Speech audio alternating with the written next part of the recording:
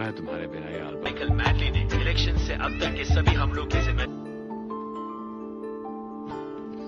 Men and people will fight you down. No bullet to stop us now. We need. समझ गए ना? पर ये पोस्टर तो ठीक है बढ़िया। ठीक है, और ट्राई करें? आ रहे हो? ठीक है बॉस। इसमें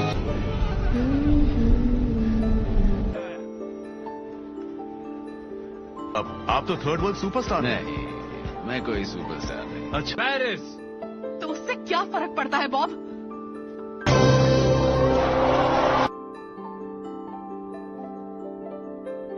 किसी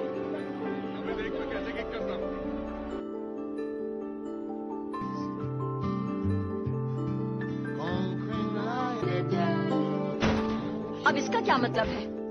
मजा All I ever had.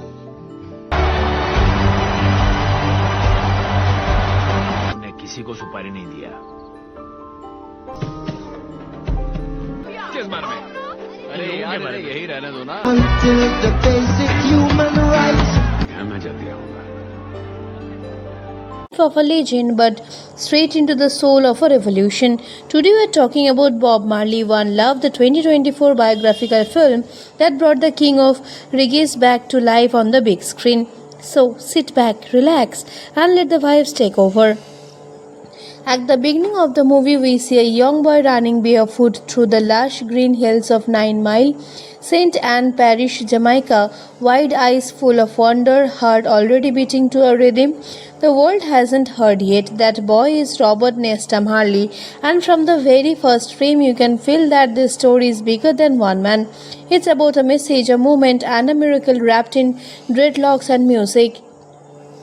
The film, directed by Reynaldo Marcus Green, the same director who gave us King Richard, opens with adult Bob, played by the magnetic Kingsley Ben-Adir, already a reggae star but a main, still fighting battles on multiple fronts. We jump between timelines, past and present, layered beautifully, showing us how the boy became the prophet. Growing up in poverty, Bob was always caught between two worlds. His father was a white Jamaican plantation overseer, and his mother was a young black Jamaican woman. This mixed identity made Bob an outsider in his own neighborhood. Kids mocked him, society tried to put him in a box, but Bob had something they couldn't understand. A spiritual fire. He found his voice early, singing, writing, dreaming of something greater than the suffocations about him. We see young Bob finding his brothers in music, Peter Tosh and Barney Wailer, and together they form the Wearers. The chemistry is electric. They don't just make music, they make medicine.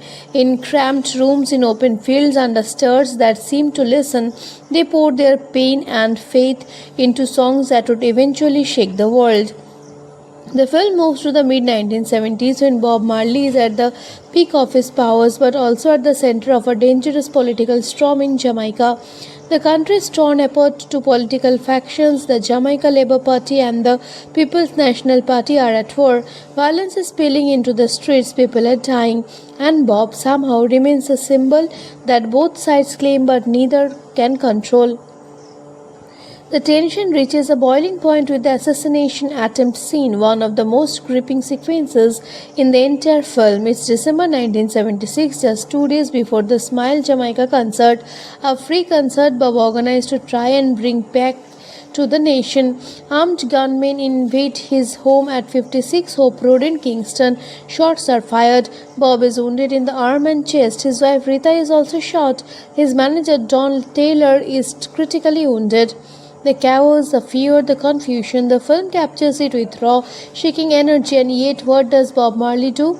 He performs at the concert anyway. Standing on that stage, arm in a sling, bullet still in his chest, he plays for over 90 minutes. When asked why, he simply says that the people who are trying to make the world ours never take a day off, so neither can he. That moment defines everything the film is trying to say about Bob Marley. He wasn't just a musician, he was a warrior of peace, a man who literally bled for his message. After the assassination attempt, Bob goes into exile in London. This section of the film is deeply emotional. We see him navigating fame in a foreign land, dealing with the pressure of international superstardom and still carrying the weight of Jamaica in his heart. His relationship with his wife Rita, played beautifully by Lasana Lynch, is explored with honesty, the love, the complicated truth of his many relationships, and the deep spiritual bond that went beyond ordinary marriage. London gives Bob something else. To a global stage, we see the creation of the Exodus album, widely considered one of the greatest albums ever made. Time magazine ever named it the album of the century. The film doesn't just play the music in the background, it shows the process, the pain, the prayer that goes into every track. These songs weren't written, they were downloaded from somewhere divine, and Kingsley Ben-Adir makes you believe that completely. From London, Bob's journey takes him to Africa, and this is where the film reaches its most spiritual and visually stunning moments. The Zimbabwe independence celebration in 1980, where Bob performed, is recreated with breathtaking scale. 80,000 people, a newly free nation, and Bob Marley on stage, tears streaming, singing for liberation. This wasn't a concert, this was a prophecy fulfilled.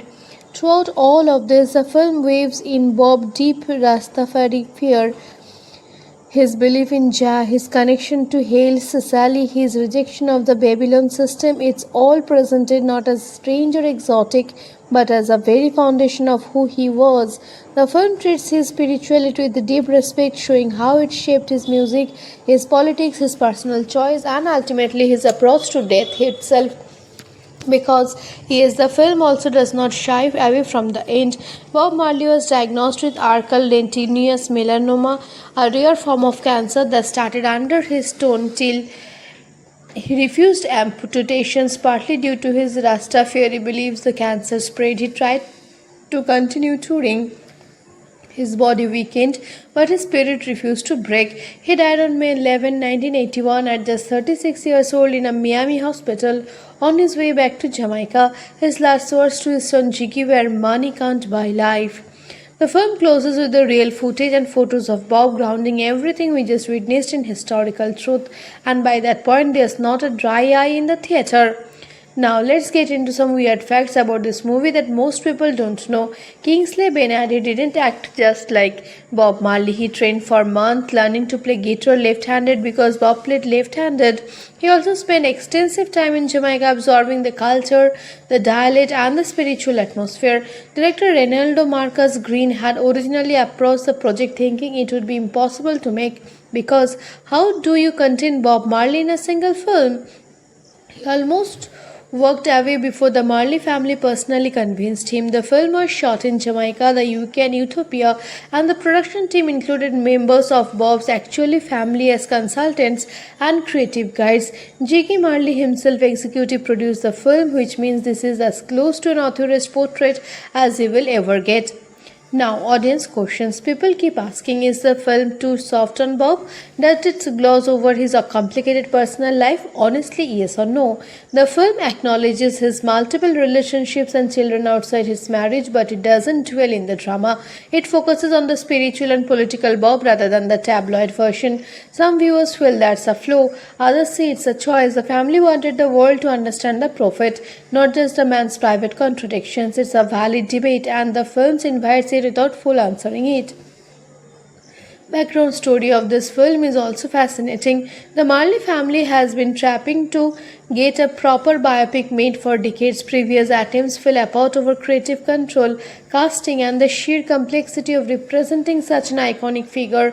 When Reynaldo Marcus Green came on board after the success of King Richard, the Marley estate finally felt that they had found someone who understood how to tell the story of a cultural giant and both cinematic power and personal sensitivity. The result is a film that feels like an act of love, imperfect, emotional, deeply human. Similar movies you should absolutely watch after this: Bohemian Rhapsody, which follows Freddie Mercury and Queen in a very similar structure of music, identity and legacy. Get On Up, the James Brown biopic starring Chadwick Boseman, is another masterclass in showing a musical genius' complicated soul. Ray with Jamie Foxx as Ray Charles remains one of the gold standards of the music biopic genre. And if you want something more recent and experimental, Elvis by Baz Luhrmann is a visual explosion that deconstructs celebrity and exploitations around another genre-defining artist. All four of these will hit different after watching One Love. My personal rating for Bob Marley One Love, I am giving it a solid 7.5 out of 10. Kingsley Ben-Adir's performance alone is worth the watch. He doesn't imitate Bob, he channels him. The music obviously is transcendent. The Zimbabwe concert scene, the assassination sequence and the quiet moments between Bob and Rita are genuinely moving. Where it loses points is in its something too relevant approach. The film is so focused on making Bob a saint that it occasionally forgets to make him fully human. But as a celebration of a legacy that genuinely changed the world, as a gateway for new generations to discover why Bob Marley still matters 40 years after his death, it absolutely works. One Love isn't just a movie, it's a reminder that music can be resistance, that love can be revolution, that one man with a guitar and a message from God can still, decades later, make the whole world move together. If you enjoyed this video, please subscribe to the channel and hit that bell icon so you never miss a story. Your support means everything. It's what keeps this going. One love always. See you in the next one.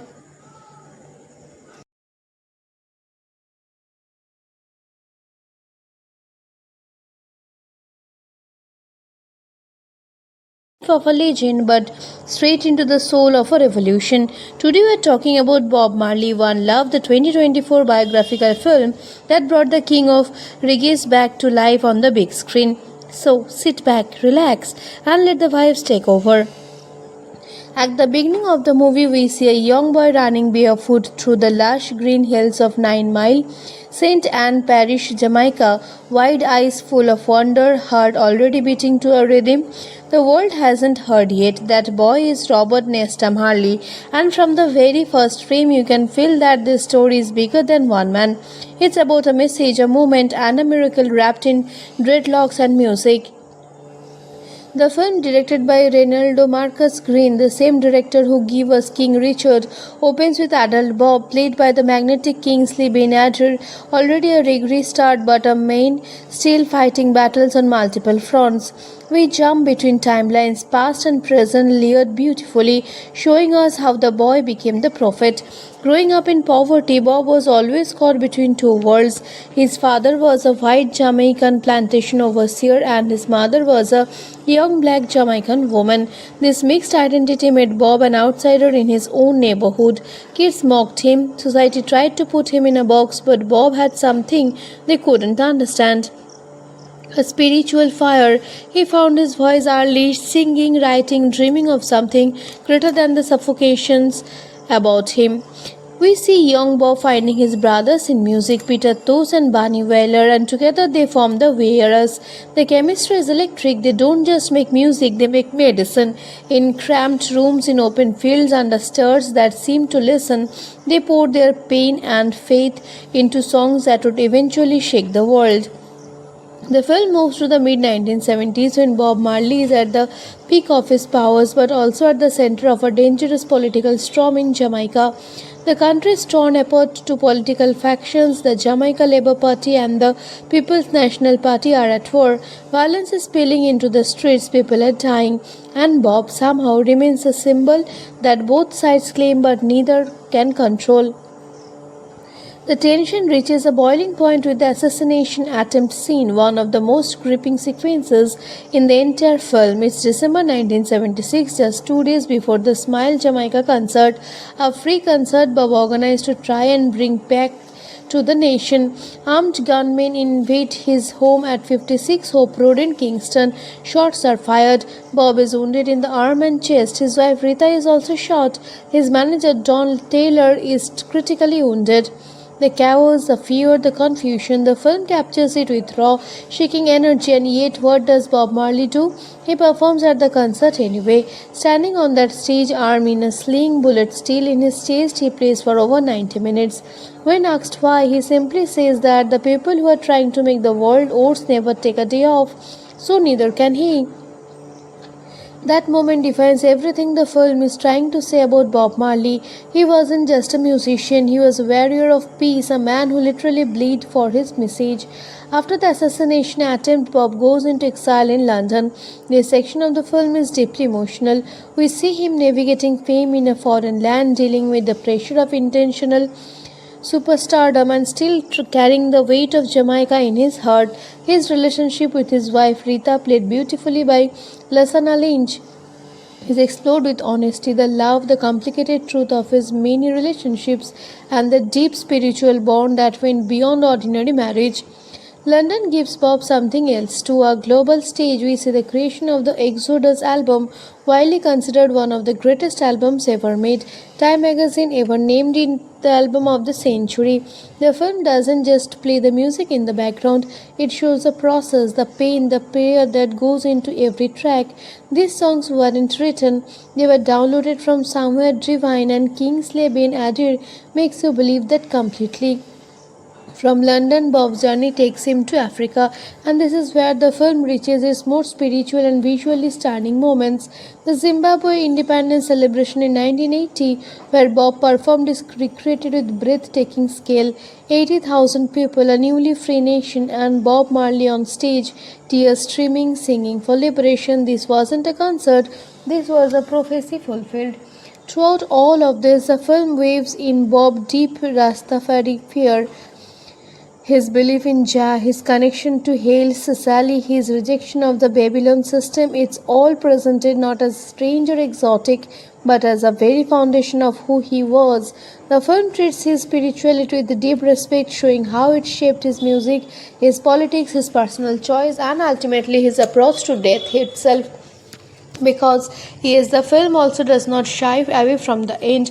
Bob Marley was diagnosed with archal lentiginous melanoma, a rare form of cancer that started under his stone till he refused amputations, partly due to his Rastafari beliefs. The cancer spread. He tried to continue touring. His body weakened, but his spirit refused to break. He died on May 11, 1981, at just 36 years old in a Miami hospital on his way back to Jamaica. His last words to his son Jiggy were, "Money can't buy life." The film closes with the real footage and photos of Bob, grounding everything we just witnessed in historical truth, and by that point there's not a dry eye in the theater. Now let's get into some weird facts about this movie that most people don't know. Kingsley Ben-Adir didn't act just like Bob Marley. He trained for months learning to play guitar left-handed because Bob played left-handed. He also spent extensive time in Jamaica absorbing the culture, the dialect, and the spiritual atmosphere. Director Reynaldo Marcus Green had originally approached the project thinking it would be impossible to make, because how do you contain Bob Marley in a single film? He almost walked away before the Marley family personally convinced him. The film was shot in Jamaica, the UK, and Ethiopia, and the production team included members of Bob's actual family as consultants and creative guides. Jiggy Marley himself executive produced the film, which means this is as close to an author's portrait as he will ever get. Now, audience questions. People keep asking, is the film too soft on Bob? Does it gloss over his complicated personal life? Honestly, yes or no? The film acknowledges his multiple relationships and children outside his marriage, but it doesn't dwell in the drama. It focuses on the spiritual and political Bob rather than the tabloid version. Some viewers feel that's a flaw, others say it's a choice. The family wanted the world to understand the prophet, not just the man's private contradictions. It's a valid debate, and the film invites it without full answering it. Background story of this film is also fascinating. The Marley family has been trapping to get a proper biopic made for decades. Previous attempts fell apart over creative control, casting, and the sheer complexity of representing such an iconic figure. When Reynaldo Marcus Green came on board after the success of King Richard, the Marley estate finally felt that they had found someone who understood how to tell the story of a cultural giant and both cinematic power and personal sensitivity. The result is a film that feels like an act of love, imperfect, emotional, deeply human. Similar movies you should absolutely watch after this: Bohemian Rhapsody, which follows Freddie Mercury and Queen in a very similar structure of music, identity, and legacy. Get On Up, the James Brown biopic starring Chadwick Boseman, is another masterclass in showing a musical genius' complicated soul. Ray with Jamie Foxx as Ray Charles remains one of the gold standards of the music biopic genre. And if you want something more recent and experimental, Elvis by Baz Luhrmann is a visual explosion that deconstructs celebrity and exploitations around another genre-defining artist. All four of these will hit different after watching One Love. My personal rating for Bob Marley One Love, I am giving it a solid 7.5 out of 10. Kingsley Ben-Adir's performance alone is worth the watch. He doesn't imitate Bob, he channels him. The music obviously is transcendent. The Zimbabwe concert scene, the assassination sequence, and the quiet moments between Bob and Rita are genuinely moving. Where it loses points is in its something too relevant approach. The film is so focused on making Bob a saint that it occasionally forgets to make him fully human.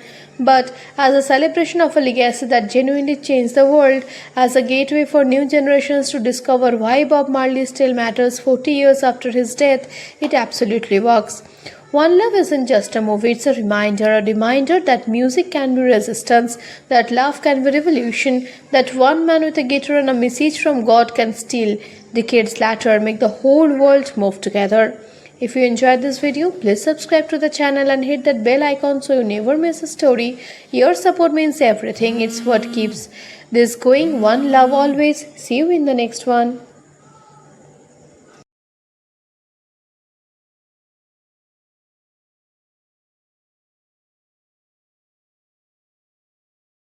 Of a legend, but straight into the soul of a revolution. Today we are talking about Bob Marley One Love, the 2024 biographical film that brought the king of reggae back to life on the big screen. So sit back, relax, and let the vibes take over. At the beginning of the movie, we see a young boy running barefoot through the lush green hills of 9 Mile, St. Anne Parish, Jamaica, wide eyes full of wonder, heart already beating to a rhythm the world hasn't heard yet. That boy is Robert Nesta Marley, and from the very first frame you can feel that this story is bigger than one man. It's about a message, a moment, and a miracle wrapped in dreadlocks and music.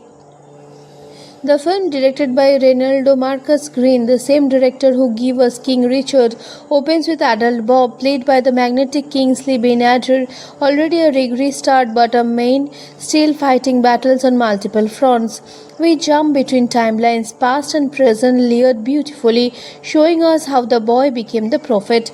Growing up in poverty, Bob was always caught between two worlds. His father was a white Jamaican plantation overseer and his mother was a young black Jamaican woman. This mixed identity made Bob an outsider in his own neighborhood.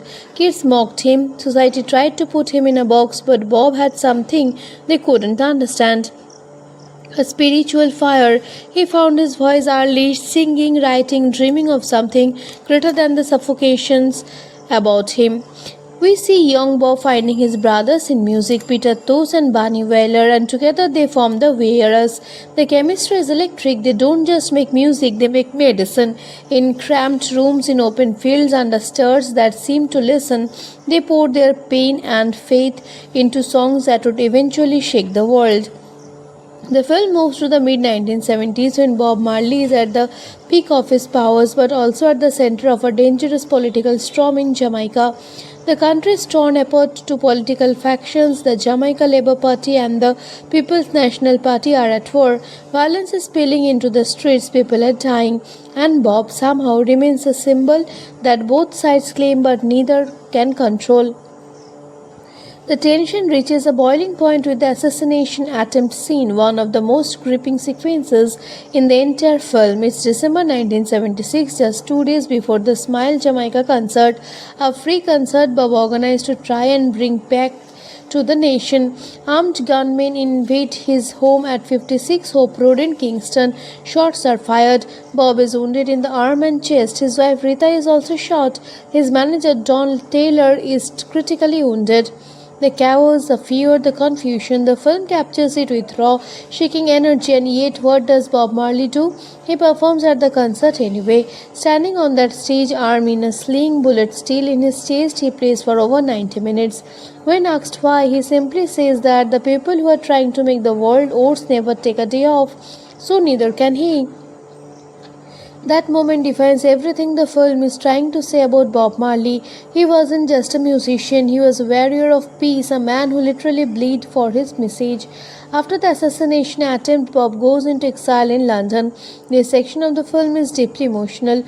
We see him navigating fame in a foreign land, dealing with the pressure of intentional superstardom and still carrying the weight of Jamaica in his heart. His relationship with his wife Rita, played beautifully by Lasana Lynch, is explored with honesty, the love, the complicated truth of his many relationships, and the deep spiritual bond that went beyond ordinary marriage. London gives Bob something else. To a global stage, we see the creation of the Exodus album, widely considered one of the greatest albums ever made. Time magazine ever named it the album of the century. The film doesn't just play the music in the background, it shows the process, the pain, the prayer that goes into every track. These songs weren't written, they were downloaded from somewhere divine, and Kingsley Ben-Adir makes you believe that completely. From London, Bob's journey takes him to Africa, and this is where the film reaches its most spiritual and visually stunning moments. The Zimbabwe independence celebration in 1980, where Bob performed, is recreated with breathtaking scale. 80,000 people, a newly free nation, and Bob Marley on stage, tears streaming, singing for liberation. This wasn't a concert, this was a prophecy fulfilled. Throughout all of this, the film waves in Bob's deep Rastafari fear, his belief in Jah, his connection to Haile Selassie, his rejection of the Babylon system. It's all presented not as strange or exotic, but as a very foundation of who he was. The film treats his spirituality with deep respect, showing how it shaped his music, his politics, his personal choice, and ultimately his approach to death itself. Because he is, the film also does not shy away from the end. Bob Marley was diagnosed with arcular melanoma, a rare form of cancer that started under his tongue till he refused amputations, partly due to his Rastafari beliefs. The cancer spread. He tried to continue touring. His body weakened, but his spirit refused to break. He died on May 11, 1981, at just 36 years old in a Miami hospital on his way back to Jamaica. His last words to his son Jiggy were, "Money can't buy life." The film closes with the real footage and photos of Bob, grounding everything we just witnessed in historical truth, and by that point there's not a dry eye in the theater. Now let's get into some weird facts about this movie that most people don't know. Kingsley Ben-Adir didn't act just like Bob Marley. He trained for months learning to play guitar left-handed because Bob played left-handed. He also spent extensive time in Jamaica absorbing the culture, the dialect, and the spiritual atmosphere. Director Reynaldo Marcus Green had originally approached the project thinking it would be impossible to make, because how do you contain Bob Marley in a single film? He almost walked away before the Marley family personally convinced him. The film was shot in Jamaica, the UK, and Ethiopia, and the production team included members of Bob's actual family as consultants and creative guides. Jiggy Marley himself executive produced the film, which means this is as close to an authorized portrait as he will ever get. Now, audience questions. People keep asking, is the film too soft on Bob? Does it gloss over his complicated personal life? Honestly, yes or no. The film acknowledges his multiple relationships and children outside his marriage, but it doesn't dwell in the drama.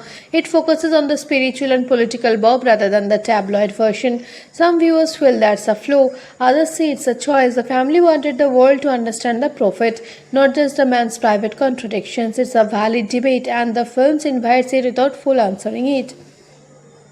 Background story of this film is also fascinating. The Marley family has been trapping to get a proper biopic made for decades. Previous attempts fell apart over creative control, casting, and the sheer complexity of representing such an iconic figure.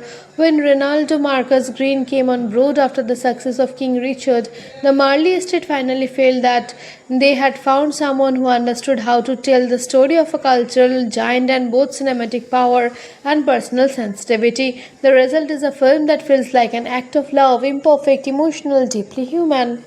Similar movies you should absolutely watch after this: Bohemian Rhapsody, which follows Freddie Mercury and Queen in a very similar structure of music, identity and legacy. Get On Up, the James Brown biopic starring Chadwick Boseman, is another masterclass in showing a musical genius' complicated soul. Ray with Jamie Foxx as Ray Charles remains one of the gold standards of the music biopic genre. And if you want something more recent and experimental, Elvis by Baz Luhrmann is a visual explosion that deconstructs celebrity and exploitations around another genre-defining artist. All four of these will hit different after watching One Love. My personal rating for Bob Marley One Love, I am giving it a solid 7.5 out of 10. Kingsley Ben-Adir's performance alone is worth the watch. He doesn't imitate Bob, he channels him. The music obviously is transcendent. The Zimbabwe concert scene, the assassination sequence, and the quiet moments between Bob and Rita are genuinely moving. Where it loses points is in its something's too relevant approach. The film is so focused on making Bob a saint that it occasionally forgets to make him fully human. But as a celebration of a legacy that genuinely changed the world, as a gateway for new generations to discover why Bob Marley still matters 40 years after his death, it absolutely works. One Love isn't just a movie, it's a reminder that music can be resistance, that love can be revolution, that one man with a guitar and a message from God can still, decades later, make the whole world move together. If you enjoyed this video, please subscribe to the channel and hit that bell icon so you never miss a story. Your support means everything. It's what keeps this going. One love always. See you in the next one.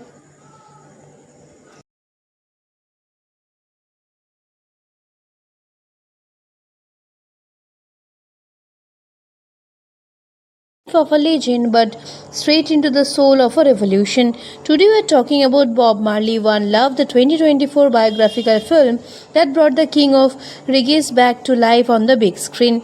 So sit back, relax, and let the vibes take over. At the beginning of the movie, we see a young boy running barefoot through the lush green hills of 9 Mile, St. Anne Parish, Jamaica, wide eyes full of wonder, heart already beating to a rhythm the world hasn't heard yet. That boy is Robert Nesta Marley, and from the very first frame you can feel that this story is bigger than one man. It's about a message, a moment, and a miracle wrapped in dreadlocks and music. The film, directed by Reynaldo Marcus Green, the same director who gave us King Richard, opens with adult Bob, played by the magnetic Kingsley Ben-Adir, already a reggae star but a main, still fighting battles on multiple fronts. We jump between timelines, past and present, layered beautifully, showing us how the boy became the prophet. Growing up in poverty, Bob was always caught between two worlds. His father was a white Jamaican plantation overseer and his mother was a young black Jamaican woman. This mixed identity made Bob an outsider in his own neighborhood. Kids mocked him, society tried to put him in a box, but Bob had something they couldn't understand. A spiritual fire. He found his voice early, singing, writing, dreaming of something greater than the suffocations about him. We see young Bob finding his brothers in music, Peter Tosh and Bunny Wailer, and together they form the Wearers. The chemistry is electric. They don't just make music, they make medicine. In cramped rooms, in open fields, under stars that seem to listen, they pour their pain and faith into songs that would eventually shake the world.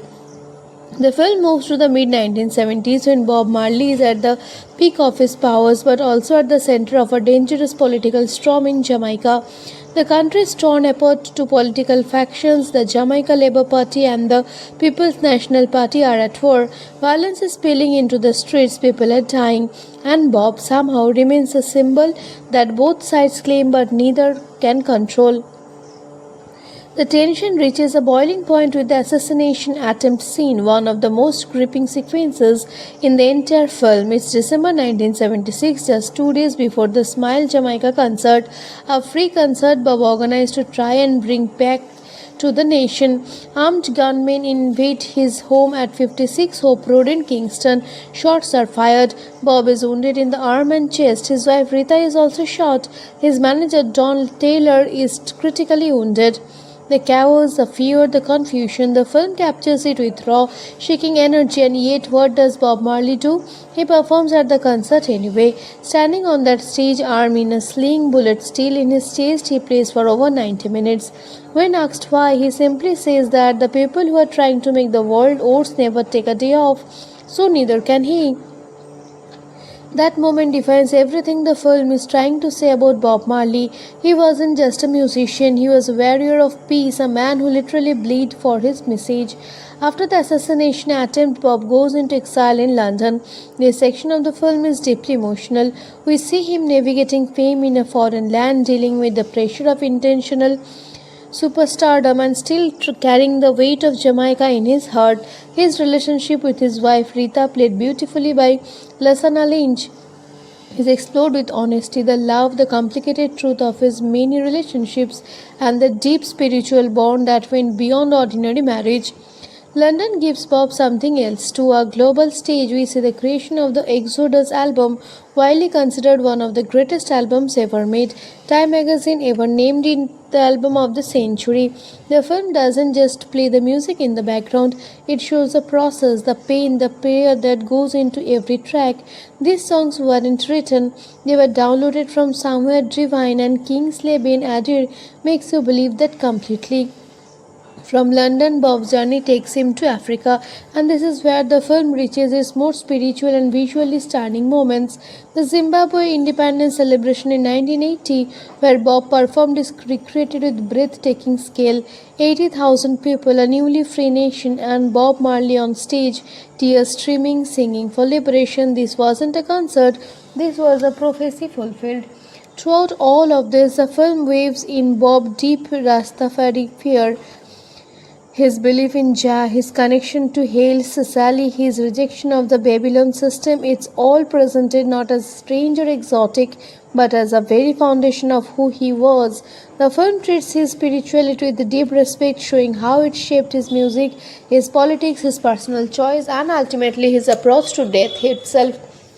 Because he is, the film also does not shy away from the end. Bob Marley was diagnosed with arcular melanoma, a rare form of cancer that started under his tongue till he refused amputations, partly due to his Rastafari beliefs. The cancer spread. He tried to continue touring. His body weakened, but his spirit refused to break. He died on May 11, 1981 at just 36 years old in a Miami hospital on his way back to Jamaica. His last words to his son Jiggy were, "Money can't buy life." The film closes with the real footage and photos of Bob, grounding everything we just witnessed in historical truth, and by that point there's not a dry eye in the theater. Now let's get into some weird facts about this movie that most people don't know. Kingsley Ben-Adir didn't act just like Bob Marley. He trained for months learning to play guitar left-handed because Bob played left-handed. He also spent extensive time in Jamaica absorbing the culture, the dialect, and the spiritual atmosphere. Director Reynaldo Marcus Green had originally approached the project thinking it would be impossible to make, because how do you contain Bob Marley in a single film? He almost walked away before the Marley family personally convinced him. The film was shot in Jamaica, the UK, and Ethiopia, and the production team included members of Bob's actual family as consultants and creative guides. Jiggy Marley himself executive produced the film, which means this is as close to an author's portrait as he will ever get. Now, audience questions. People keep asking, is the film too soft on Bob? Does it gloss over his complicated personal life? Honestly, yes or no. The film acknowledges his multiple relationships and children outside his marriage, but it doesn't dwell in the drama. It focuses on the spiritual and political Bob rather than the tabloid version. Some viewers feel that's a flaw, others say it's a choice. The family wanted the world to understand the prophet, not just the man's private contradictions. It's a valid debate, and the film invites it without full answering it. Background story of this film is also fascinating. The Marley family has been trapping to get a proper biopic made for decades. Previous attempts fell apart over creative control, casting, and the sheer complexity of representing such an iconic figure.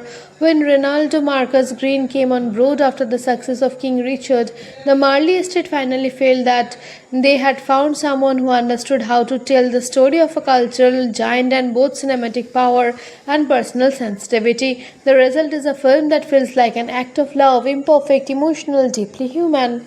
Similar movies you should absolutely watch after this: Bohemian Rhapsody, which follows Freddie Mercury and Queen in a very similar structure of music, identity, and legacy. Get On Up, the James Brown biopic starring Chadwick Boseman, is another masterclass in showing a musical genius' complicated soul. Ray with Jamie Foxx as Ray Charles remains one of the gold standards of the music biopic genre. And if you want something more recent and experimental, Elvis by Baz Luhrmann is a visual explosion that deconstructs celebrity and exploitations around another genre-defining artist. All four of these will hit different after watching One Love. My personal rating for Bob Marley One Love, I am giving it a solid 7.5 out of 10. Kingsley Ben-Adir's performance alone is worth the watch. He doesn't imitate Bob, he channels him. The music obviously is transcendent. The Zimbabwe concert scene, the assassination sequence, and the quiet moments between Bob and Rita are genuinely moving. Where it loses points is in its something's too relevant approach. The film is so focused on making Bob a saint that it occasionally forgets to make him fully human. But as a celebration of a legacy that genuinely changed the world, as a gateway for new generations to discover why Bob Marley still matters 40 years after his death, it absolutely works. One Love isn't just a movie, it's a reminder that music can be resistance, that love can be revolution, that one man with a guitar and a message from God can still, decades later, make the whole world move together. If you enjoyed this video, please subscribe to the channel and hit that bell icon so you never miss a story. Your support means everything. It's what keeps this going. One love always. See you in the next one.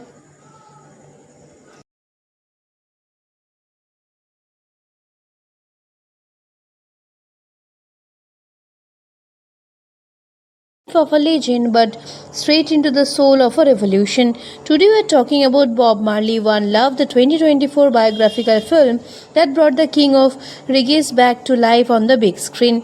So sit back, relax, and let the vibes take over. At the beginning of the movie, we see a young boy running barefoot through the lush green hills of 9 Mile, St. Anne Parish, Jamaica, wide eyes full of wonder, heart already beating to a rhythm the world hasn't heard yet. That boy is Robert Nesta Marley, and from the very first frame you can feel that this story is bigger than one man. It's about a message, a moment, and a miracle wrapped in dreadlocks and music. The film, directed by Reynaldo Marcus Green, the same director who gave us King Richard, opens with adult Bob, played by the magnetic Kingsley Ben-Adir, already a reggae star but a main, still fighting battles on multiple fronts. We jump between timelines, past and present, layered beautifully, showing us how the boy became the prophet. Growing up in poverty, Bob was always caught between two worlds. His father was a white Jamaican plantation overseer and his mother was a young black Jamaican woman. This mixed identity made Bob an outsider in his own neighborhood. Kids mocked him, society tried to put him in a box, but Bob had something they couldn't understand. A spiritual fire. He found his voice early, singing, writing, dreaming of something greater than the suffocations about him. We see young Bob finding his brothers in music, Peter Tosh and Bunny Wailer, and together they form the Wearers. The chemistry is electric. They don't just make music, they make medicine. In cramped rooms, in open fields, under stars that seem to listen, they pour their pain and faith into songs that would eventually shake the world. The film moves to the mid-1970s when Bob Marley is at the peak of his powers but also at the center of a dangerous political storm in Jamaica. The country is torn apart to political factions. The Jamaica Labour Party and the People's National Party are at war. Violence is spilling into the streets, people are dying, and Bob somehow remains a symbol that both sides claim but neither can control. The tension reaches a boiling point with the assassination attempt scene, one of the most gripping sequences in the entire film. It's December 1976, just 2 days before the Smile Jamaica concert, a free concert Bob organized to try and bring back to the nation. Armed gunmen invade his home at 56 Hope Road in Kingston. Shots are fired. Bob is wounded in the arm and chest. His wife Rita is also shot. His manager Don Taylor is critically wounded. The chaos, the fear, the confusion, the film captures it with raw, shaking energy, and yet what does Bob Marley do? He performs at the concert anyway. Standing on that stage, arm in a sling, bullet still in his chest, he plays for over 90 minutes. When asked why, he simply says that the people who are trying to make the world ours never take a day off, so neither can he. That moment defines everything the film is trying to say about Bob Marley. He wasn't just a musician, he was a warrior of peace, a man who literally bled for his message. After the assassination attempt, Bob goes into exile in London. This section of the film is deeply emotional. We see him navigating fame in a foreign land, dealing with the pressure of intentional superstardom and still carrying the weight of Jamaica in his heart. His relationship with his wife Rita, played beautifully by Lasana Lynch, is explored with honesty, the love, the complicated truth of his many relationships, and the deep spiritual bond that went beyond ordinary marriage. London gives Bob something else. To a global stage, we see the creation of the Exodus album, widely considered one of the greatest albums ever made. Time magazine ever named it the album of the century. The film doesn't just play the music in the background, it shows the process, the pain, the prayer that goes into every track. These songs weren't written, they were downloaded from somewhere divine, and Kingsley Ben-Adir makes you believe that completely. From London, Bob's journey takes him to Africa, and this is where the film reaches its most spiritual and visually stunning moments. The Zimbabwe independence celebration in 1980, where Bob performed, is recreated with breathtaking scale. 80,000 people, a newly free nation, and Bob Marley on stage, tears streaming, singing for liberation. This wasn't a concert, this was a prophecy fulfilled. Throughout all of this, the film waves in Bob's deep Rastafari fear, his belief in Jah, his connection to Haile Selassie, his rejection of the Babylon system. It's all presented not as strange or exotic, but as a very foundation of who he was. The film treats his spirituality with deep respect, showing how it shaped his music, his politics, his personal choice, and ultimately his approach to death itself. Because the film also does not shy away from the end. Bob Marley was diagnosed with archal lentiginous melanoma, a rare form of cancer that started under his stone till he refused amputations, partly due to his Rastafari beliefs. The cancer spread. He tried to continue touring. His body weakened, but his spirit refused to break. He died on May 11, 1981, at just 36 years old in a Miami hospital on his way back to Jamaica. His last words to his son Jiggy were, "Money can't buy life." The film closes with the real footage and photos of Bob, grounding everything we just witnessed in historical truth, and by that point there's not a dry eye in the theater. Now let's get into some weird facts about this movie that most people don't know. Kingsley Ben-Adir didn't act just like Bob Marley. He trained for months learning to play guitar left-handed because Bob played left-handed. He also spent extensive time in Jamaica absorbing the culture, the dialect, and the spiritual atmosphere. Director Reynaldo Marcus Green had originally approached the project thinking it would be impossible to make, because how do you contain Bob Marley in a single film? He almost walked away before the Marley family personally convinced him. The film was shot in Jamaica, the UK, and Ethiopia, and the production team included members of Bob's actual family as consultants and creative guides. Jiggy Marley himself executive produced the film, which means this is as close to an author's portrait as he will ever get. Now, audience questions. People keep asking, is the film too soft on Bob? Does it gloss over his complicated personal life? Honestly, yes or no?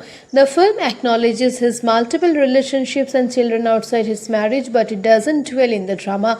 It focuses on the spiritual and political Bob rather than the tabloid version. Some viewers feel that's a flaw, others say it's a choice. The family wanted the world to understand the prophet, not just the man's private contradictions. It's a valid debate, and the film invites it without full answering it. Background story of this film is also fascinating. The Marley family has been trapping to get a proper biopic made for decades. Previous attempts fell apart over creative control, casting, and the sheer complexity of representing such an iconic figure. When Ronaldo Marcus Green came on board after the success of King Richard, the Marley estate finally felt that they had found someone who understood how to tell the story of a cultural giant and both cinematic power and personal sensitivity. The result is a film that feels like an act of love, imperfect, emotional, deeply human. Similar movies you should absolutely watch after this: Bohemian Rhapsody, which follows Freddie Mercury and Queen in a very similar structure of music, identity, and legacy. Get On Up, the James Brown biopic starring Chadwick Boseman, is another masterclass in showing a musical genius' complicated soul. Ray with Jamie Foxx as Ray Charles remains one of the gold standards of the music biopic genre. And if you want something more recent and experimental, Elvis by Baz Luhrmann is a visual explosion that deconstructs celebrity and exploitations around another genre-defining artist. All four of these will hit different after watching One Love. My personal rating for Bob Marley One Love, I am giving it a solid 7.5 out of 10. Kingsley Ben-Adir's performance alone is worth the watch. He doesn't imitate Bob, he channels him. The music obviously is transcendent. The Zimbabwe concert scene, the assassination sequence, and the quiet moments between Bob and Rita are genuinely moving. Where it loses points is in its something too relevant approach. The film is so focused on making Bob a saint that it occasionally forgets to make him fully human. But as a celebration of a legacy that genuinely changed the world, as a gateway for new generations to discover why Bob Marley still matters 40 years after his death, it absolutely works. One Love isn't just a movie, it's a reminder that music can be resistance, that love can be revolution, that one man with a guitar and a message from God can still, decades later, make the whole world move together. If you enjoyed this video, please subscribe to the channel and hit that bell icon so you never miss a story. Your support means everything. It's what keeps this going. One love always. See you in the next one.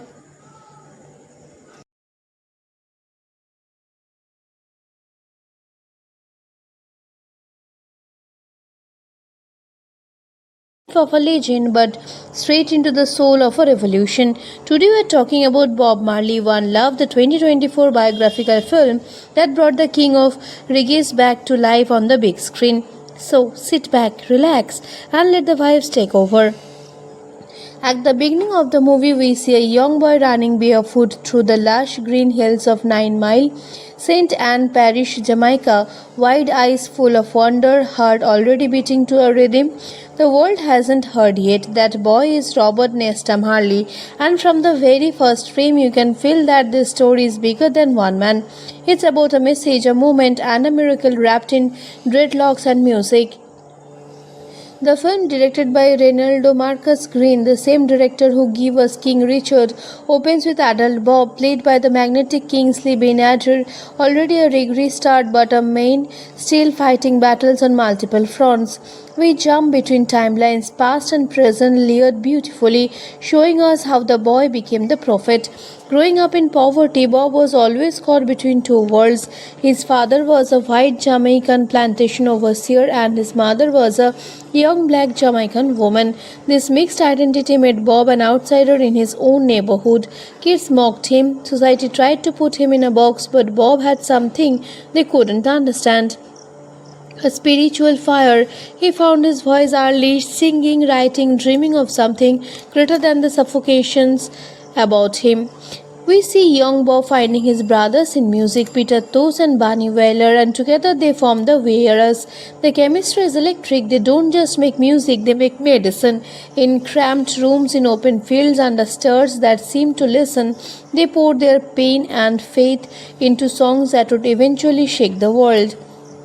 The film moves to the mid-1970s when Bob Marley is at the peak of his powers but also at the center of a dangerous political storm in Jamaica. The country is torn apart to political factions. The Jamaica Labour Party and the People's National Party are at war. Violence is spilling into the streets, people are dying, and Bob somehow remains a symbol that both sides claim but neither can control. The tension reaches a boiling point with the assassination attempt scene, one of the most gripping sequences in the entire film. It's December 1976, just 2 days before the Smile Jamaica concert, a free concert Bob organized to try and bring back to the nation. Armed gunmen invade his home at 56 Hope Road in Kingston. Shots are fired. Bob is wounded in the arm and chest. His wife Rita is also shot. His manager Don Taylor is critically wounded. The chaos, the fear, the confusion, the film captures it with raw, shaking energy, and yet what does Bob Marley do? He performs at the concert anyway. Standing on that stage, arm in a sling, bullet still in his chest, he plays for over 90 minutes. When asked why, he simply says that the people who are trying to make the world ours never take a day off, so neither can he. That moment defines everything the film is trying to say about Bob Marley. He wasn't just a musician, he was a warrior of peace, a man who literally bled for his message. After the assassination attempt, Bob goes into exile in London. This section of the film is deeply emotional. We see him navigating fame in a foreign land, dealing with the pressure of intentional superstardom and still carrying the weight of Jamaica in his heart. His relationship with his wife Rita, played beautifully by Lasana Lynch, is explored with honesty, the love, the complicated truth of his many relationships, and the deep spiritual bond that went beyond ordinary marriage. London gives Bob something else. To a global stage, we see the creation of the Exodus album, widely considered one of the greatest albums ever made. Time magazine ever named it the album of the century. The film doesn't just play the music in the background, it shows the process, the pain, the prayer that goes into every track. These songs weren't written, they were downloaded from somewhere divine, and Kingsley Ben-Adir makes you believe that completely. From London, Bob's journey takes him to Africa, and this is where the film reaches its most spiritual and visually stunning moments. The Zimbabwe independence celebration in 1980, where Bob performed, is recreated with breathtaking scale. 80,000 people, a newly free nation, and Bob Marley on stage, tears streaming, singing for liberation. This wasn't a concert, this was a prophecy fulfilled. Throughout all of this, the film waves in Bob's deep Rastafari fear, his belief in Jah, his connection to Haile Selassie, his rejection of the Babylon system. It's all presented not as strange or exotic, but as a very foundation of who he was. The film treats his spirituality with deep respect, showing how it shaped his music, his politics, his personal choice, and ultimately his approach to death itself. Because he is, the film also does not shy away from the end. Bob Marley was diagnosed with arcular melanoma, a rare form of cancer that started under his tongue till he refused amputations, partly due to his Rastafari beliefs. The cancer spread. He tried to continue touring. His body weakened, but his spirit refused to break. He died on May 11, 1981, at just 36 years old in a Miami hospital on his way back to Jamaica. His last words to his son Jiggy were, "Money can't buy life." The film closes with the real footage and photos of Bob, grounding everything we just witnessed in historical truth, and by that point there's not a dry eye in the theater. Now let's get into some weird facts about this movie that most people don't know. Kingsley Ben-Adir didn't act just like Bob Marley. He trained for months learning to play guitar left-handed because Bob played left-handed. He also spent extensive time in Jamaica absorbing the culture, the dialect, and the spiritual atmosphere. Director Reynaldo Marcus Green had originally approached the project thinking it would be impossible to make, because how do you contain Bob Marley in a single film? He almost walked away before the Marley family personally convinced him. The film was shot in Jamaica, the UK, and Ethiopia, and the production team included members of Bob's actual family as consultants and creative guides. Jiggy Marley himself executive produced the film, which means this is as close to an author's portrait as he will ever get. Now, audience questions. People keep asking, is the film too soft on Bob? Does it gloss over his complicated personal life? Honestly, yes or no. The film acknowledges his multiple relationships and children outside his marriage, but it doesn't dwell in the drama. It focuses on the spiritual and political Bob rather than the tabloid version. Some viewers feel that's a flaw, others say it's a choice. The family wanted the world to understand the prophet, not just the man's private contradictions. It's a valid debate, and the film invites it without full answering it. Background story of this film is also fascinating. The Marley family has been trapping to get a proper biopic made for decades. Previous attempts fell apart over creative control, casting, and the sheer complexity of representing such an iconic figure.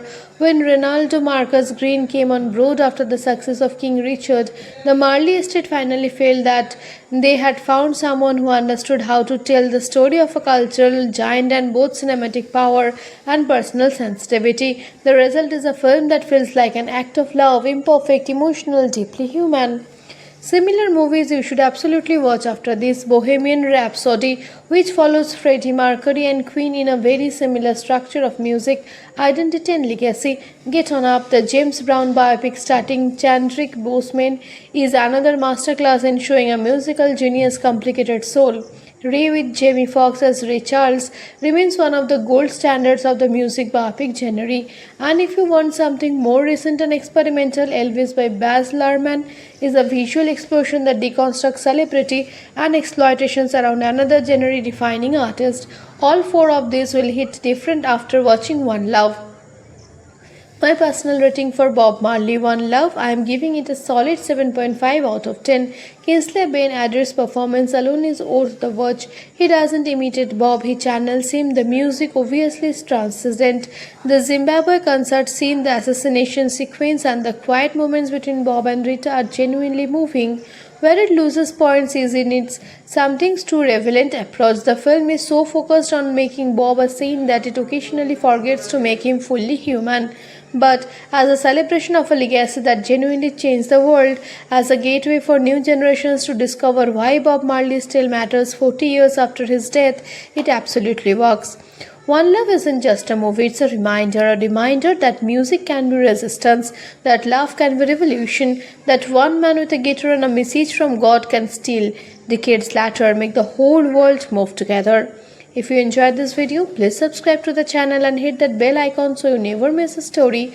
Your support means everything. It's what keeps this going. One love always. See you in the next one.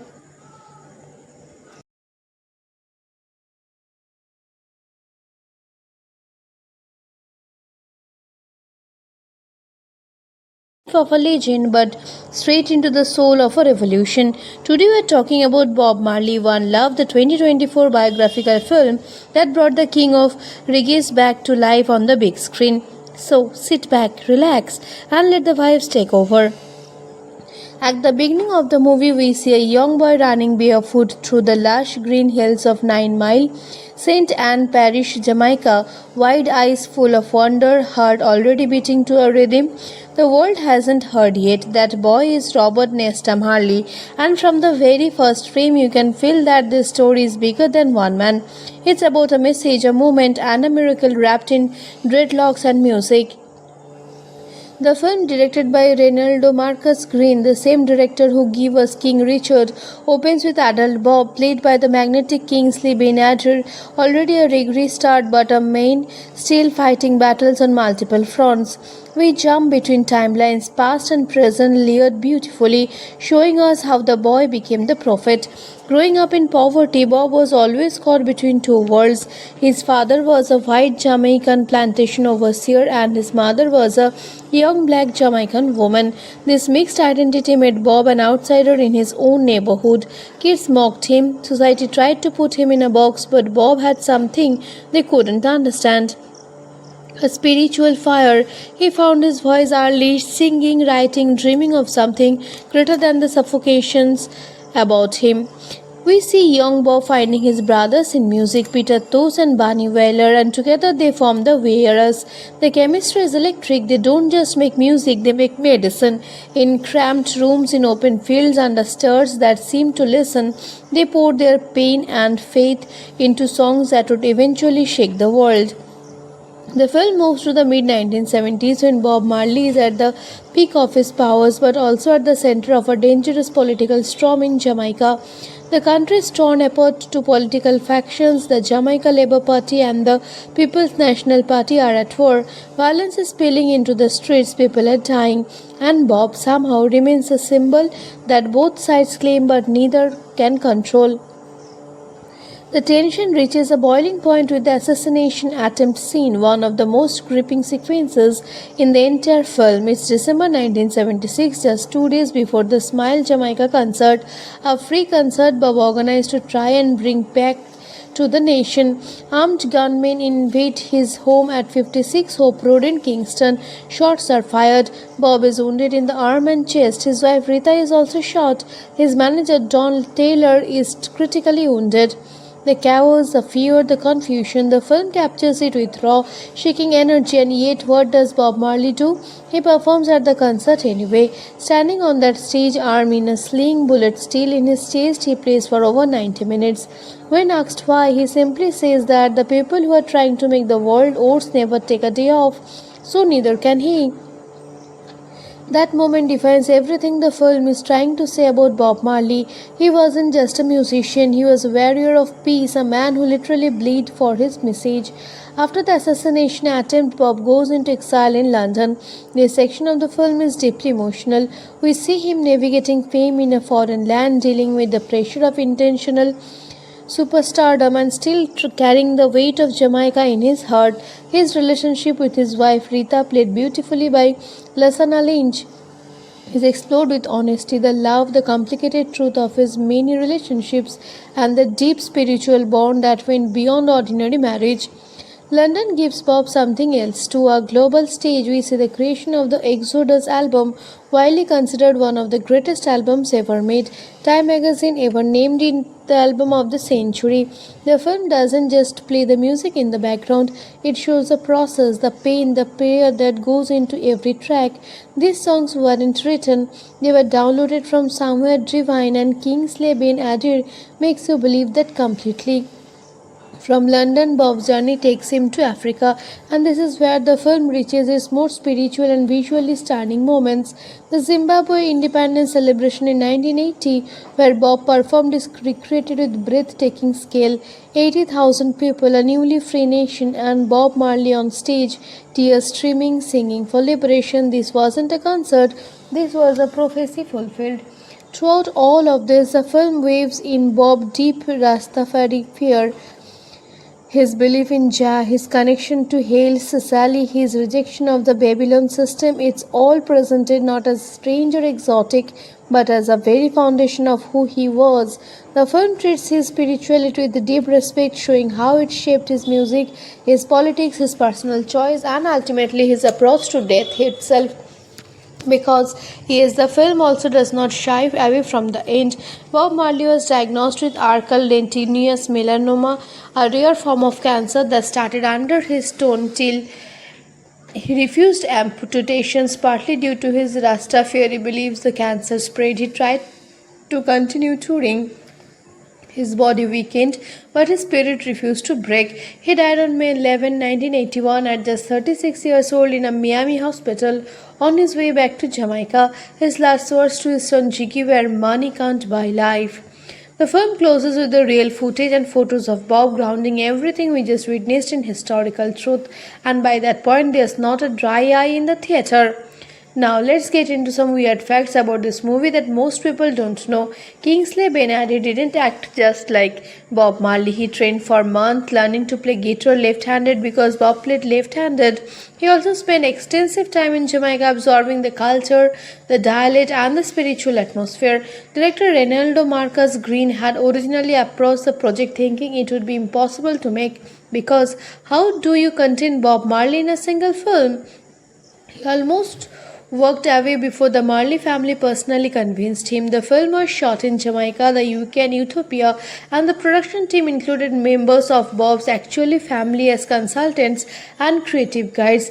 Jiggy Marley himself executive produced the film, which means this is as close to an author's portrait as he will ever get. Now, audience questions. People keep asking, is the film too soft on Bob? Does it gloss over his complicated personal life? Honestly, yes or no. The film acknowledges his multiple relationships and children outside his marriage, but it doesn't dwell in the drama. It focuses on the spiritual and political Bob rather than the tabloid version. Some viewers feel that's a flaw, others say it's a choice. The family wanted the world to understand the prophet, not just the man's private contradictions. It's a valid debate, and the film invites it without full answering it. Background story of this film is also fascinating. The Marley family has been trapping to get a proper biopic made for decades. Previous attempts fell apart over creative control, casting, and the sheer complexity of representing such an iconic figure. When Ronaldo Marcus Green came on board after the success of King Richard, the Marley estate finally felt that they had found someone who understood how to tell the story of a cultural giant and both cinematic power and personal sensitivity. The result is a film that feels like an act of love, imperfect, emotional, deeply human. Similar movies you should absolutely watch after this: Bohemian Rhapsody, which follows Freddie Mercury and Queen in a very similar structure of music, identity, and legacy. Get On Up, the James Brown biopic starring Chadwick Boseman, is another masterclass in showing a musical genius' complicated soul. Ray with Jamie Foxx as Ray Charles remains one of the gold standards of the music biopic genre. And if you want something more recent and experimental, Elvis by Baz Luhrmann is a visual explosion that deconstructs celebrity and exploitations around another genre-defining artist. All four of these will hit different after watching One Love. My personal rating for Bob Marley One Love, I am giving it a solid 7.5 out of 10. Kingsley Ben-Adir's performance alone is worth the watch. He doesn't imitate Bob, he channels him. The music obviously is transcendent. The Zimbabwe concert scene, the assassination sequence, and the quiet moments between Bob and Rita are genuinely moving. Where it loses points is in its something's too relevant approach. The film is so focused on making Bob a saint that it occasionally forgets to make him fully human. But as a celebration of a legacy that genuinely changed the world, as a gateway for new generations to discover why Bob Marley still matters 40 years after his death, it absolutely works. One Love isn't just a movie, it's a reminder that music can be resistance, that love can be revolution, that one man with a guitar and a message from God can still, decades later, make the whole world move together. If you enjoyed this video, please subscribe to the channel and hit that bell icon so you never miss a story. Your support means everything. It's what keeps this going. One love always. See you in the next one.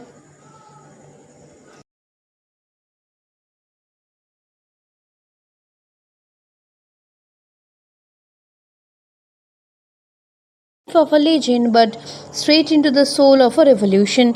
Today we are talking about Bob Marley One Love, the 2024 biographical film that brought the king of reggae back to life on the big screen. So sit back, relax, and let the vibes take over.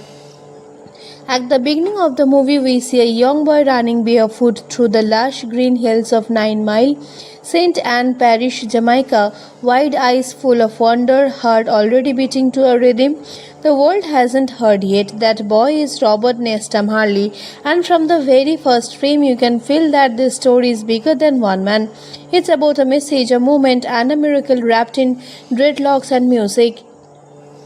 The film, directed by Reynaldo Marcus Green, the same director who gave us King Richard, opens with adult Bob, played by the magnetic Kingsley Ben-Adir, already a reggae star but a main, still fighting battles on multiple fronts. We jump between timelines, past and present, layered beautifully, showing us how the boy became the prophet. Growing up in poverty, Bob was always caught between two worlds. His father was a white Jamaican plantation overseer and his mother was a young black Jamaican woman.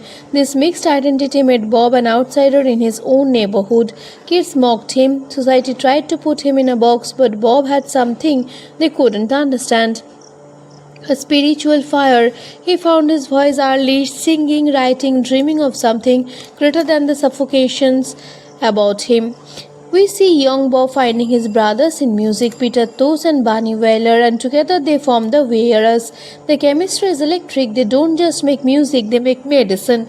In cramped rooms, in open fields, under stars that seem to listen, they pour their pain and faith into songs that would eventually shake the world. The film moves to the mid-1970s when Bob Marley is at the peak of his powers but also at the center of a dangerous political storm in Jamaica. The country is torn apart to political factions. The Jamaica Labour Party and the People's National Party are at war. Violence is spilling into the streets, people are dying, and Bob somehow remains a symbol that both sides claim but neither can control. The tension reaches a boiling point with the assassination attempt scene, one of the most gripping sequences in the entire film. It's December 1976, just 2 days before the Smile Jamaica concert, a free concert Bob organized to try and bring back to the nation. Armed gunmen invade his home at 56 Hope Road in Kingston. Shots are fired. Bob is wounded in the arm and chest. His wife Rita is also shot. His manager Don Taylor is critically wounded. The chaos, the fear, the confusion, the film captures it with raw, shaking energy, and yet what does Bob Marley do? He performs at the concert anyway. Standing on that stage, arm in a sling, bullet still in his chest, he plays for over 90 minutes. When asked why, he simply says that the people who are trying to make the world ours never take a day off, so neither can he. That moment defines everything the film is trying to say about Bob Marley. He wasn't just a musician, he was a warrior of peace, a man who literally bled for his message. After the assassination attempt, Bob goes into exile in London. This section of the film is deeply emotional. We see him navigating fame in a foreign land, dealing with the pressure of intentional superstardom and still carrying the weight of Jamaica in his heart. His relationship with his wife Rita, played beautifully by Lasana Lynch, is explored with honesty, the love, the complicated truth of his many relationships, and the deep spiritual bond that went beyond ordinary marriage. London gives Bob something else. To a global stage, we see the creation of the Exodus album, widely considered one of the greatest albums ever made. Time magazine ever named it the album of the century. The film doesn't just play the music in the background, it shows the process, the pain, the prayer that goes into every track. These songs weren't written, they were downloaded from somewhere divine, and Kingsley Ben-Adir makes you believe that completely. From London, Bob's journey takes him to Africa, and this is where the film reaches its most spiritual and visually stunning moments. The Zimbabwe independence celebration in 1980, where Bob performed, is recreated with breathtaking scale. 80,000 people, a newly free nation, and Bob Marley on stage, tears streaming, singing for liberation. This wasn't a concert, this was a prophecy fulfilled. Throughout all of this, the film waves in Bob's deep Rastafari fear, his belief in Jah, his connection to Haile Selassie, his rejection of the Babylon system. It's all presented not as strange or exotic, but as a very foundation of who he was. The film treats his spirituality with deep respect, showing how it shaped his music, his politics, his personal choice, and ultimately his approach to death itself. Because the film also does not shy away from the end. Bob Marley was diagnosed with archal dentinosus melanoma, a rare form of cancer that started under his tongue till he refused amputations, partly due to his Rastafari beliefs. The cancer spread. He tried to continue touring. His body weakened, but his spirit refused to break. He died on May 11, 1981, at just 36 years old in a Miami hospital on his way back to Jamaica. His last words to his son Jiggy were, "Money can't buy life." The film closes with the real footage and photos of Bob, grounding everything we just witnessed in historical truth, and by that point there's not a dry eye in the theater. Now let's get into some weird facts about this movie that most people don't know. Kingsley Ben-Adir didn't act just like Bob Marley. He trained for months learning to play guitar left-handed because Bob played left-handed. He also spent extensive time in Jamaica absorbing the culture, the dialect, and the spiritual atmosphere. Director Reynaldo Marcus Green had originally approached the project thinking it would be impossible to make, because how do you contain Bob Marley in a single film? He almost walked away before the Marley family personally convinced him. The film was shot in Jamaica, the UK, and Ethiopia, and the production team included members of Bob's actual family as consultants and creative guides. Jiggy Marley himself executive produced the film, which means this is as close to an author's portrait as he will ever get. Now, audience questions. People keep asking, is the film too soft on Bob? Does it gloss over his complicated personal life? Honestly, yes or no? The film acknowledges his multiple relationships and children outside his marriage, but it doesn't dwell in the drama.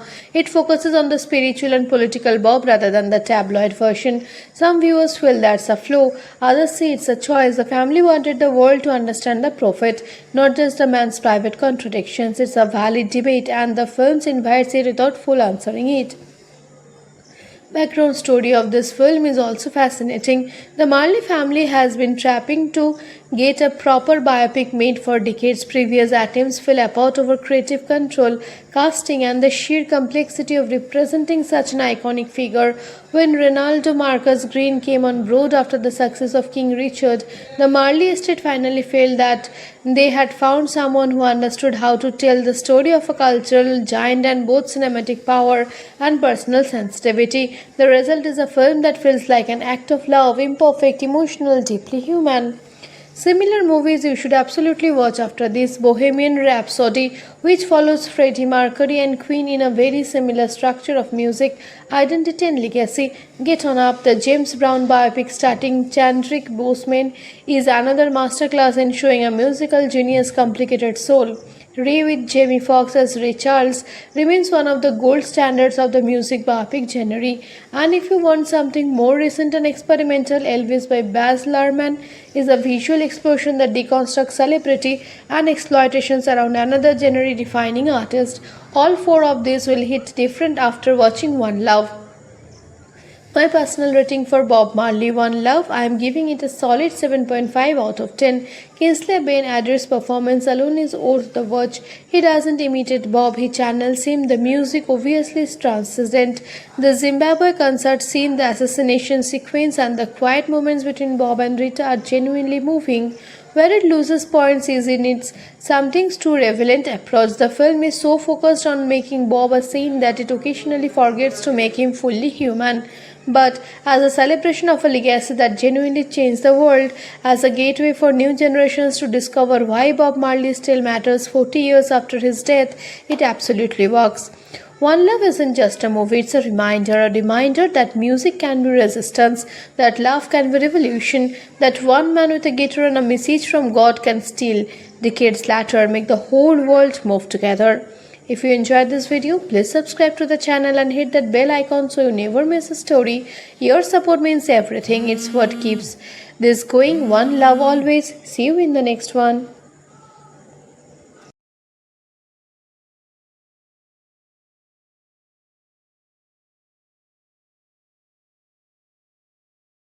Of a legend, but straight into the soul of a revolution. Today we are talking about Bob Marley One Love, the 2024 biographical film that brought the king of reggae back to life on the big screen.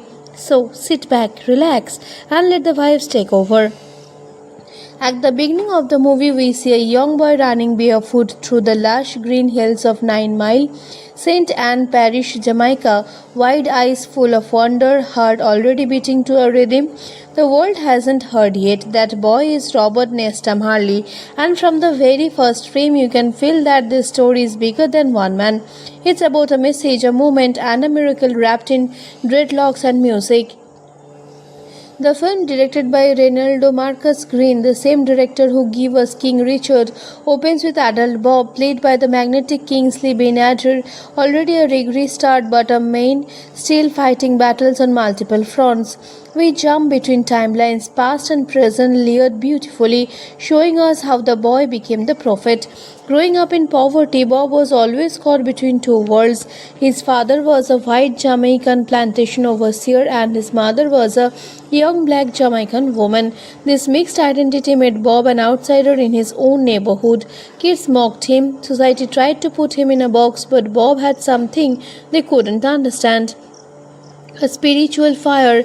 He found his voice early, singing, writing, dreaming of something greater than the suffocations about him. We see young Bob finding his brothers in music, Peter Tosh and Bunny Wailer, and together they form the Wearers. The chemistry is electric. They don't just make music, they make medicine. In cramped rooms, in open fields, under stars that seem to listen, they pour their pain and faith into songs that would eventually shake the world. The film moves to the mid-1970s when Bob Marley is at the peak of his powers but also at the center of a dangerous political storm in Jamaica. The country is torn apart to political factions. The Jamaica Labour Party and the People's National Party are at war. Violence is spilling into the streets, people are dying, and Bob somehow remains a symbol that both sides claim but neither can control. The tension reaches a boiling point with the assassination attempt scene, one of the most gripping sequences in the entire film. It's December 1976, just 2 days before the Smile Jamaica concert, a free concert Bob organized to try and bring back to the nation. Armed gunmen invade his home at 56 Hope Road in Kingston. Shots are fired. Bob is wounded in the arm and chest. His wife Rita is also shot. His manager Don Taylor is critically wounded. The chaos, the fear, the confusion, the film captures it with raw, shaking energy, and yet what does Bob Marley do? He performs at the concert anyway. Standing on that stage, arm in a sling, bullet still in his chest, he plays for over 90 minutes. When asked why, he simply says that the people who are trying to make the world ours never take a day off, so neither can he. That moment defines everything the film is trying to say about Bob Marley. He wasn't just a musician, he was a warrior of peace, a man who literally bled for his message. After the assassination attempt, Bob goes into exile in London. This section of the film is deeply emotional. We see him navigating fame in a foreign land, dealing with the pressure of intentional superstardom and still carrying the weight of Jamaica in his heart. His relationship with his wife Rita, played beautifully by Lasana Lynch, is explored with honesty, the love, the complicated truth of his many relationships, and the deep spiritual bond that went beyond ordinary marriage. London gives Bob something else. To a global stage, we see the creation of the Exodus album, widely considered one of the greatest albums ever made. Time magazine ever named it the album of the century. The film doesn't just play the music in the background, it shows the process, the pain, the prayer that goes into every track. These songs weren't written, they were downloaded from somewhere divine, and Kingsley Ben-Adir makes you believe that completely. From London, Bob's journey takes him to Africa, and this is where the film reaches its most spiritual and visually stunning moments. The Zimbabwe independence celebration in 1980, where Bob performed, is recreated with breathtaking scale. 80,000 people, a newly free nation, and Bob Marley on stage, tears streaming, singing for liberation. This wasn't a concert, this was a prophecy fulfilled. Throughout all of this, the film waves in Bob's deep Rastafari fear, his belief in Jah, his connection to Haile Selassie, his rejection of the Babylon system. It's all presented not as strange or exotic, but as a very foundation of who he was. The film treats his spirituality with deep respect, showing how it shaped his music, his politics, his personal choice, and ultimately his approach to death itself. Because he is, the film also does not shy away from the end. Bob Marley was diagnosed with arcular melanoma, a rare form of cancer that started under his tongue till he refused amputations, partly due to his Rastafari beliefs. The cancer spread. He tried to continue touring. His body weakened, but his spirit refused to break. He died on May 11, 1981, at just 36 years old in a Miami hospital on his way back to Jamaica. His last words to his son Jiggy were, "Money can't buy life."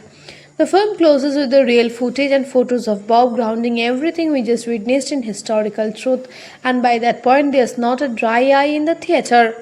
Now let's get into some weird facts about this movie that most people don't know. Kingsley Ben-Adir didn't act just like Bob Marley. He trained for months learning to play guitar left-handed because Bob played left-handed.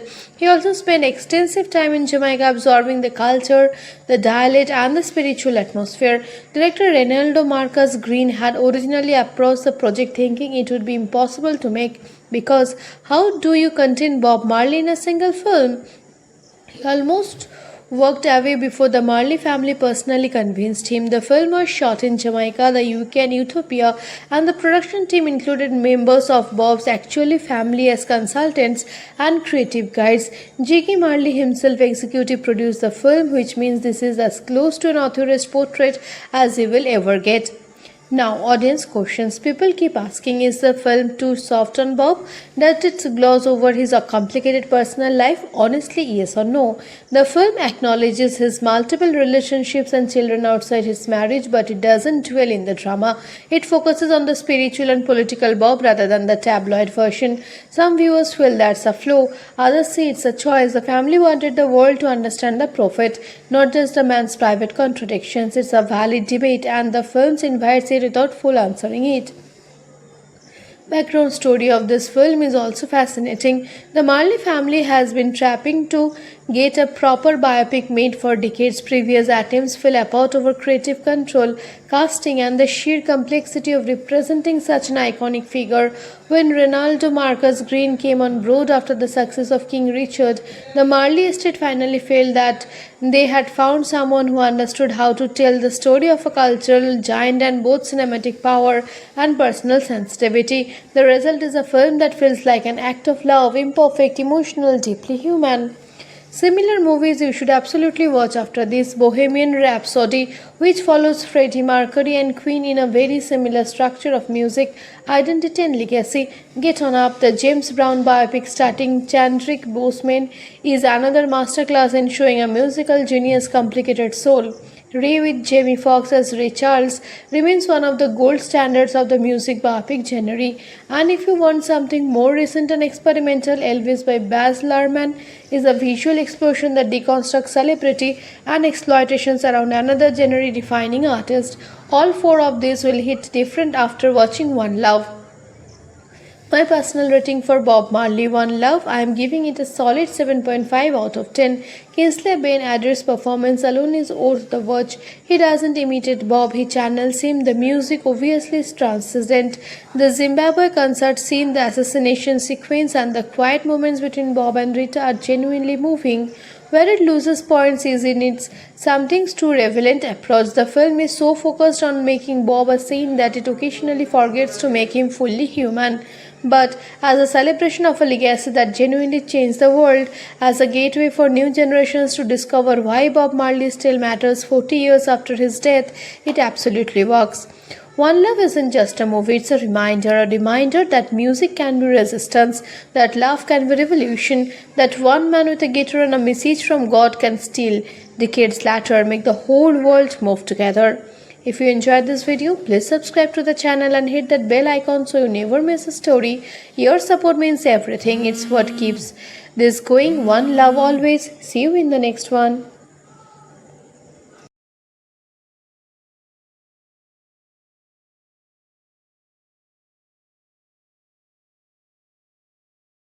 Of a legend, but straight into the soul of a revolution. Today we are talking about Bob Marley One Love, the 2024 biographical film that brought the king of reggae back to life on the big screen.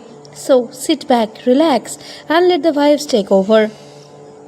At the beginning of the movie, we see a young boy running barefoot through the lush green hills of 9 Mile, St. Anne Parish, Jamaica, wide eyes full of wonder, heart already beating to a rhythm the world hasn't heard yet. That boy is Robert Nesta Marley, and from the very first frame you can feel that this story is bigger than one man. It's about a message, a moment, and a miracle wrapped in dreadlocks and music. The film, directed by Ronaldo Marcus Green, the same director who gave us King Richard, opens with adult Bob, played by the magnetic Kingsley Ben-Adir, already a reggae star but a main, still fighting battles on multiple fronts. We jump between timelines, past and present, layered beautifully, showing us how the boy became the prophet. Growing up in poverty, Bob was always caught between two worlds. His father was a white Jamaican plantation overseer and his mother was a young black Jamaican woman. This mixed identity made Bob an outsider in his own neighborhood. Kids mocked him, society tried to put him in a box, but Bob had something they couldn't understand. A spiritual fire. He found his voice early, singing, writing, dreaming of something greater than the suffocations about him. We see young Bob finding his brothers in music, Peter Tosh and Bunny Wailer, and together they form the Wearers. The chemistry is electric. They don't just make music, they make medicine. In cramped rooms, in open fields, under stars that seem to listen, they poured their pain and faith into songs that would eventually shake the world. The film moves to the mid-1970s when Bob Marley is at the peak of his powers but also at the center of a dangerous political storm in Jamaica. The country is torn apart to political factions. The Jamaica Labour Party and the People's National Party are at war. Violence is spilling into the streets, people are dying, and Bob somehow remains a symbol that both sides claim but neither can control. The tension reaches a boiling point with the assassination attempt scene, one of the most gripping sequences in the entire film. It's December 1976, just 2 days before the Smile Jamaica concert, a free concert Bob organized to try and bring back to the nation. Armed gunmen invade his home at 56 Hope Road in Kingston. Shots are fired. Bob is wounded in the arm and chest. His wife Rita is also shot. His manager Don Taylor is critically wounded. The chaos, the fear, the confusion, the film captures it with raw, shaking energy, and yet what does Bob Marley do? He performs at the concert anyway. Standing on that stage, arm in a sling, bullet still in his chest, he plays for over 90 minutes. When asked why, he simply says that the people who are trying to make the world ours never take a day off, so neither can he. That moment defines everything the film is trying to say about Bob Marley.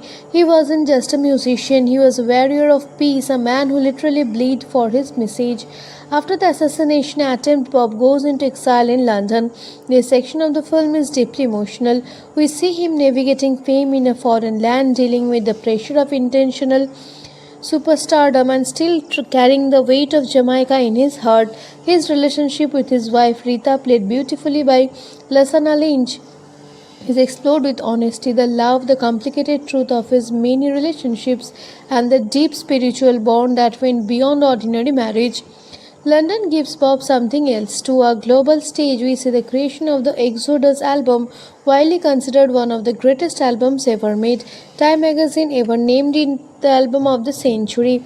The film doesn't just play the music in the background, it shows the process, the pain, the prayer that goes into every track.